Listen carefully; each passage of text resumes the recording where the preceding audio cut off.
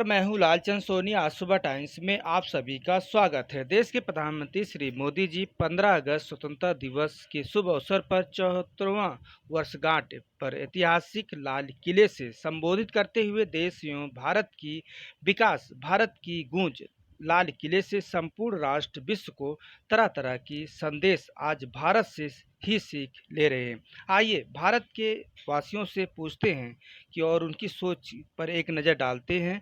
15 अगस्त पर आज हम सब 74वां वर्षगांठ मना रहे हैं। सभी देशवासियों को हार्दिक शुभकामनाएं।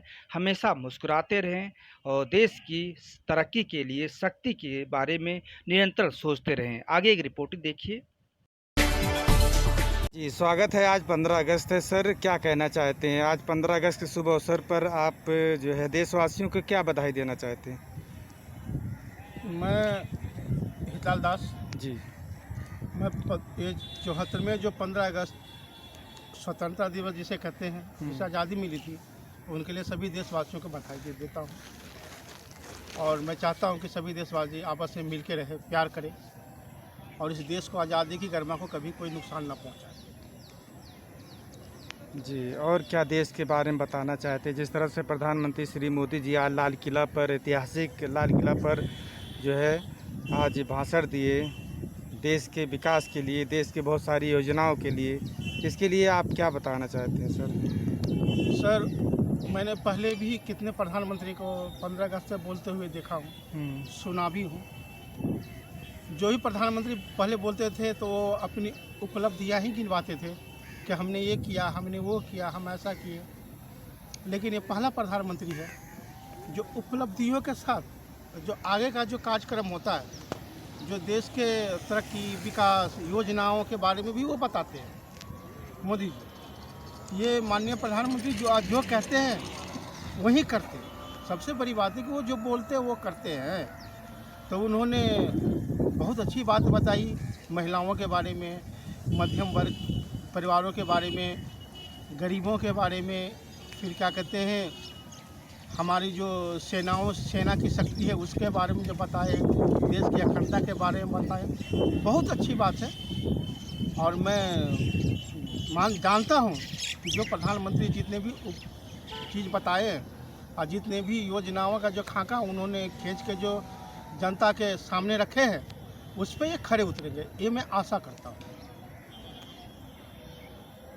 और इतना ही नहीं, उन्होंने जो बोले कि मध्यम वर्ग वाले को घर दिया जाए, गरीब आदमी को घर दिया जाए, तो उनको भी सब कुछ ऐसा ही होना चाहिए। दूसरी बात, उन्होंने सेनाओं के बारे में बोले हैं कि हमारी सेनाओं का जो पराक्रम है बहुत ही भविष्य में उज्जवल है और वैसा ही पराक्रम रहे। अब प्रधानमंत्री जी ने जो कहा है कि हमारी सेना का जो पराक्रम है वो आज विदेश में भी उनकी बहुत ज़ोरों से चर्चा हो रही है। चीन जैसे महाशक्ति के सामने हमारी सेना सीना ठोक के खड़े हुए हैं। और उन्होंने जिस तरह से गद्दारी करके भारत के 20 सैनिकों को मारा, तो भारतीय सेनाओं ने भी उसके कितने सैनिकों को गर्दन तोड़ कर मार दिया। तो इससे बड़ी शक्ति क्या होनी चाहिए। और ये जो जितने भी रफाल आए हैं, लड़ाकू विमान आए हैं, जितने भी सब कुछ आ रहा है, किस लिए? कि हमारे देश का सेना मजबूत रहे। देश और की शक्ति कहते हैं कि देश जो है पहले हम ये मानते थे कि हमारे देश 3 स्तंभों पे चल रहा है, PM, CM, DM। लेकिन अब ये दावे के साथ कहता हूँ कि हमारा देश 4 स्तंभों पे चलता है, PM, CM, DM और सोल्जर। क्योंकि हमारे देश की सेना जितना मजबूत रहेगा, उतना ही देश की विकास होगी, उतना ही तरक्की होगा।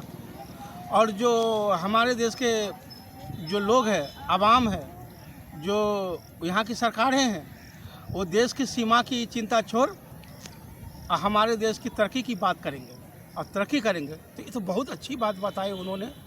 और जिस तरह भारतीय प्रधानमंत्री जो सेनाओं के ऊपर भरोसा दिखाया, सेना भी उस पर खड़े उतरे हैं। हर एक सेना सरकार के साथ कदम से कदम मिला के चल रहे हैं। ये तो सौभाग्य की बात है।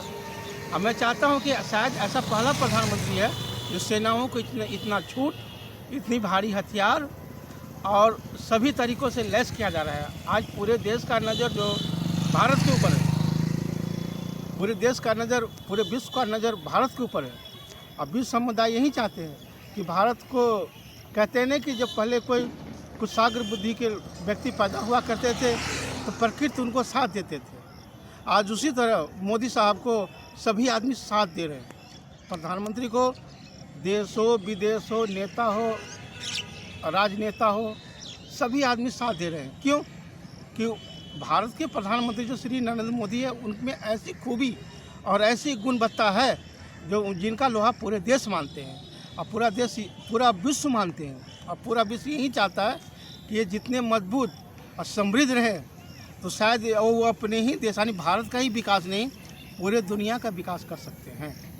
तो ये तो बहुत अच्छी बात है हमारे प्रधानमंत्री की। हाँ, कुछ अब जैसे देश में लोकतांत्रिक है तो कुछ हर एक आदमी का कुछ दुश्मन होते हैं, कुछ दोस्त होते हैं, वो बात अलग है। आज मैंने डिबेट में सुना हूँ कुछ नेताओं का, जो प्रधानमंत्री की कुछ गलतियाँ निकाल रहे थे कि हमारे देश की, जिस तरह प्रधानमंत्री ने बोला कि हमारे अपने बेटियों के ऊपर जो बात किए थे कि अपने बेटियों को इतना ये करेंगे, इतना वो करेंगे, इतना ये देंगे। एनसीसी कैडेट की बात करे थे लक्षद्वीप में, अंडमान निकोबार में, उसमें यहाँ तक बोले कि कम से कम 1/3 महिलाओं का हिस्सा होना चाहिए। तो कुछ राजनीतिक पार्टी उस पर ये उठाए थे बात कि नहीं, महिला तो हमेशा आगे है।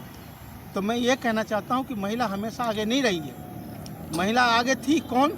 जो धनवान थे, जिसके पास पैसा था, जिसके पूर्वज ही या उसके पिता हो, माता हो, माने पूर्वज ही जिसके राजनीतिक में संलिप्त थे, वही महिला मजबूत थी। और आज देखा जाए तो हर एक घर, हर एक देश, हर एक घर, हर एक देश, हर जगह की महिलाएं सुख, समृद्धि, और सभी महिलाएं भगवान से दुआ करते हैं कि काश ये प्रधानमंत्री मोदी पहले क्यों नहीं थे, अब क्यों आए। काश ऐसा पहले होते तो देश का विकास कुछ और ही होता। ये हमारे देश का ये खुशहाली जिस तरह से मोदी ला रहे हैं। देखिए, एक तरफ कोरोना महामारी चल रही है, एक तरफ हमारे देश का जो दुश्मन है, दुश्मन ही कहा जाए चीन को, पाकिस्तान को, मुल्क उसको हम क्या कहेंगे। ये तो मुल्क ऐसा है जो कभी भारत की भला चाहा ही नहीं। आज वो मुल्क भी भारत के सामने सीना ठोक के बात नहीं कर सकते। आज वो चीन, पाकिस्तान, वो भी आज झुक के बात कर रहे हैं। भारत के सामने नज़र मिलाने की हिम्मत नहीं है। जी, आज 15 अगस्त है, क्या शुभकामना देशवासियों को देना चाहते हैं सर? सभी देशवासी खुश रहे। इस स्वतंत्रता दिवस की जो आज़ादी का जो महापर्व है, वो हमेशा मनाते रहे। कभी इस पे आँच ना आने दें, कभी इसको भूले नहीं, और सभी देशवासी खुश रहे, मिलकर रहे। ये हमारी शुभकामना है। जी, वेलकम आज सुबह टाइम्स में आने का। बहुत बहुत धन्यवाद सर।